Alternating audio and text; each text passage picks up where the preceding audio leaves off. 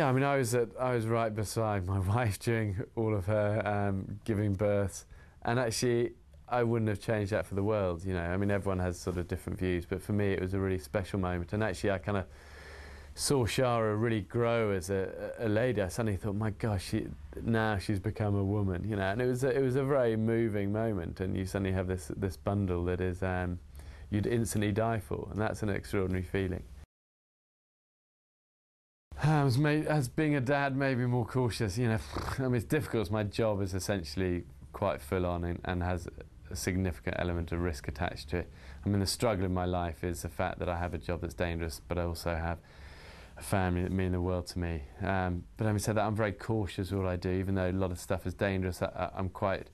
I have a good instinct with a lot of this about where the real dangers are coming from at what time. But you've got to get it right every time, and that's always a kind of the unresolved struggle, I suppose, for me.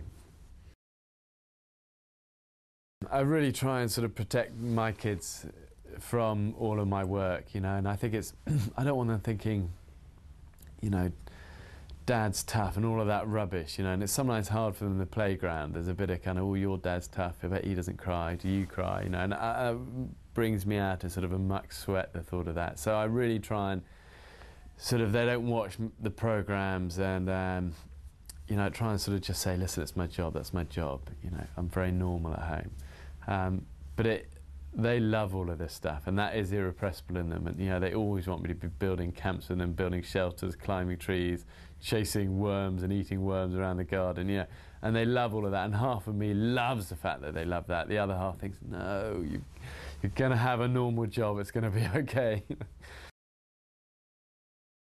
How do I parent? Probably quite cosy.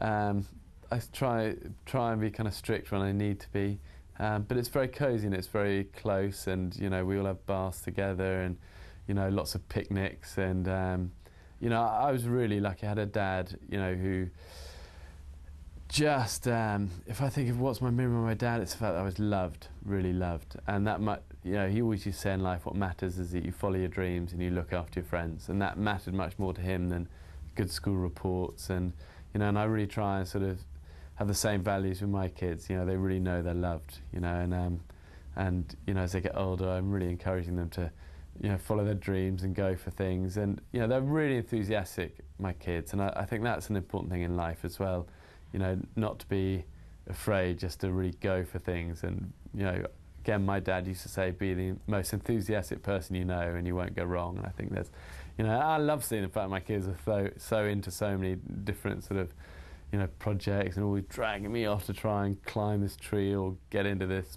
you know, stream or whatever. I mean, I caught my eldest the other day hitting this stream with a big stick, and I go, what are you doing? He goes, I'm trying to kill some fish, you know, and it's like, God, you know, no.